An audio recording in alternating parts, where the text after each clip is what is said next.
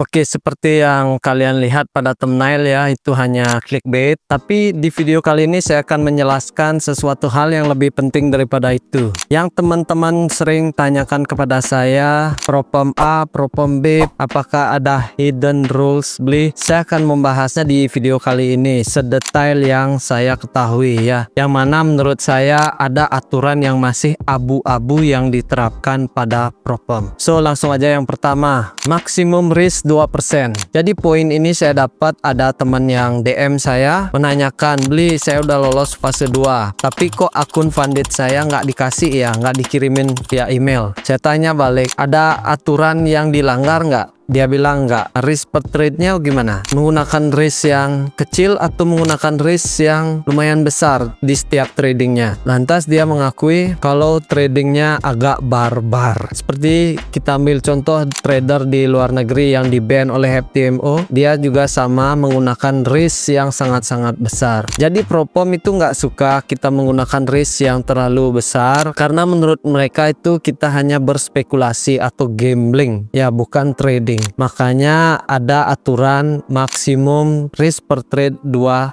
Tapi aturan ini masih menurut saya masih abu-abu karena banyak trader juga yang melebihi risk per trade 2% tapi tetap lolos. Ada juga yang akunnya malah di breach. Jadi saran saya lebih baik trading menggunakan risk per trade 0,5% sampai 1%. Itu sudah cukup, berhubung modal kita kan udah besar trading di Propom ya. Jadi sabar aja, jangan buru-buru buat lolos funded. Dan yang selanjutnya, trading news diperbolehkan 2 menit sebelum news atau 2 menit setelah news. Jadi ini udah clear, hampir semua Propom menerapkan hal yang sama. Kecuali kita sudah open posisi di London session, di Asia session, sedangkan newsnya baru dimulai di New York session, itu nggak apa-apa. Ya, atau kalian trading 2 menit sebelum news. Kalian tidak diperbolehkan melakukan trading atau entry posisi bertepatan saat news ya, karena itu hitungannya spekulasi. Jadi tolong hati-hati untuk teman-teman yang suka trading news ya, jangan samakan akun pribadi dengan trading di akun Propom. Yang selanjutnya ini tentang layering trade. Biasanya banyak trader spekulan yang entry posisinya berlayer,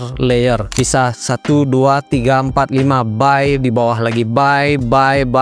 Itu tidak diperbolehkan atau tanda kutip masih abu-abu aturannya ya. Saran saya lebih baik tidak melakukan trade seperti itu. Jangan samakan trading full margin biasanya sama trading di Propom, itu nggak diperbolehkan. Bahkan hedging juga tidak diperbolehkan. Hedging itu maksudnya buy dan sell di posisi yang bersamaan ya, itu tidak diperbolehkan. Tapi beberapa Propom ada yang punya aturan boleh hedging, boleh layering, tapi ujung-ujungnya nanti pada saat kita lolos mau dapat akun funded itu malah di breach, nggak dikasih atau dibilang gagal karena melanggar aturan tersebut. Lebih baik jangan melakukan seperti itu. Dan ini banyak trader nggak tahu kalau kita trading di Propom lebih baik hold posisi lebih dari 2 menit. Misalnya kita buy di suatu aset, kita hold kalau kita mau close setelah 2 menit. Jangan buy langsung close, buy langsung close, buy langsung close. Itu namanya tick trade ya, itu dianggap cheat. Jadi itu tidak diperbolehkan seperti itu di Propom. Ini hal-hal yang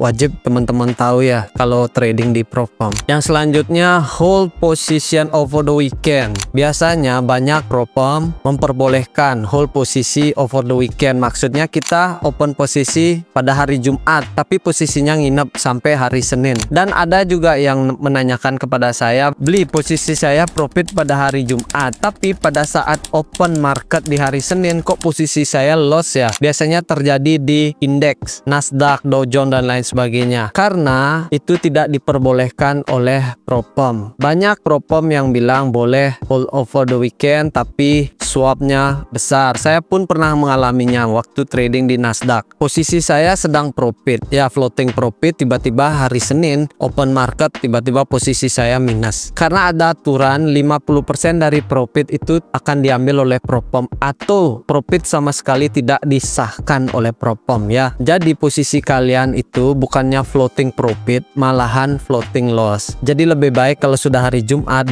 malam tentu tentunya kalian close posisi manual. Jangan biasakan posisi kita nginep sampai hari Senin, kecuali khusus akun yang swing ya, itu beda cerita lagi. Kalau reguler lebih baik ya jangan. Yang selanjutnya ini juga nggak kalah penting ya, karena saya udah pernah kena juga ini di Funded Next. IP address yang kita pakai pada desktop atau mobile yang kita gunakan untuk trading ya, usahakan jangan berubah-ubah, jangan diganti-ganti. Seperti halnya misalnya saya trading di rumah menggunakan desktop untuk buka website Propom tersebut, sedangkan untuk eksekusi di market atau entry posisi saya menggunakan handphone. Itu masih satu IP address, itu masih diperbolehkan. Tapi kalau misalnya ada teman-teman yang sering bepergian atau keluar negeri, lebih baik kalian cat CS dari Propom tersebut, karena itu tidak diperbolehkan. Apalagi teman-teman yang menggunakan VPN, lebih baik negara yang ada di VPN itu jangan menggunakan USA, karena banyak Propom tidak memperbolehkan. Mending kalau kalian mau pakai VPN, pakai negara Singapura atau yang lainnya. Ini yang sering ditanyakan juga sama teman-teman, sering DM ke saya, penggunaan EA atau bot atau third party lainnya. Kalian sebelum menggunakan aplikasi-aplikasi tambahan, kalian harus chat ya CS dari Propom tersebut. Jadi lebih baik kita supaya tidak melanggar, kita tanyakan ke CS-nya terlebih dahulu. Itu biar kita lebih aman aja ya. Mungkin itu beberapa hal yang perlu teman-teman ketahui yang dibilang hidden rules. Menurut saya itu masih abu-abu ya aturannya. Jika kalian punya pertanyaan, ada yang nggak jelas tentang Propom, langsung chat customer service-nya. Itu kan ada live chat. Jadi kalau ada masalah apapun kalian langsung chat di sana. Yang namanya Propom, kita harus tahu ya, di dunia Propom yang sekarang ini, Propom itu dapat uang dari mana? Dari trader yang loss. Itu namanya zero sum game. Ada dapat uang, ada yang kehilangan uang. Jadi trading di Propom ini harus kita benar-benar mematuhi aturan, karena mereka pasti banyak alasan untuk menggagalkan challenge kita. Ambil contoh saya pribadi trading di Funded Next. Saya udah profit berkali-kali. Saya withdraw setiap 2 minggu sekali, dan ujung-ujungnya apa? Saya dapat email bahwa IP address saya tidak sesuai dengan apa yang saya gunakan di sini. Saya bisa buktikan ke mereka, saya screenshot bahwa saya berada di Bali dengan menggunakan perangkat yang sama. Saya tidak menggunakan VPN dan saya kirimkan itu pada saat live chat. Jadi mereka nggak punya alasan untuk membatalkan payout saya. Itu yang perlu teman-teman ketahui ya, bahwa Propom itu mendapatkan keuntungan dari trader-trader yang loss. Itu kenapa aturan mereka sangat ketat ya, namanya bisnis. Tapi ada juga Propom yang benar-benar dalam tanda kutip Propom real ya, seperti SMB Capital, Funder Pro, yang mana pada saat kita untung di market mereka juga dapat untung. Kita dibiayai, kita dimodalin dengan live account yang mana tradingan kita diteruskan ke liquidity provider atau real market. Itu beda cerita. Kalau Propom yang kita kenal saat ini ya memang seperti itulah adanya. Mereka dapat keuntungan dari trader yang loss. Jadi nanti jangan kaget kalau ada teman-teman yang sudah profit konsisten, banyak payout atau banyak withdraw di Propom. Pasti ada alasan Propom itu akan menggagalkan akun Funded kita. Jadi usahakan jangan melanggar, usahakan mengikuti aturan yang sudah diterapkan oleh Propom, dan siapin bukti. Misalnya kalian melakukan pembayaran, kalian withdraw atau apapun, sebisa mungkin kalian screenshot. Siapa tahu suatu saat itu bakalan bisa jadi bukti buat kalian. Jadi mudah-mudahan teman-teman yang nonton video ini bisa profit konsisten di Propom. Jangan nyerah. Jadi ini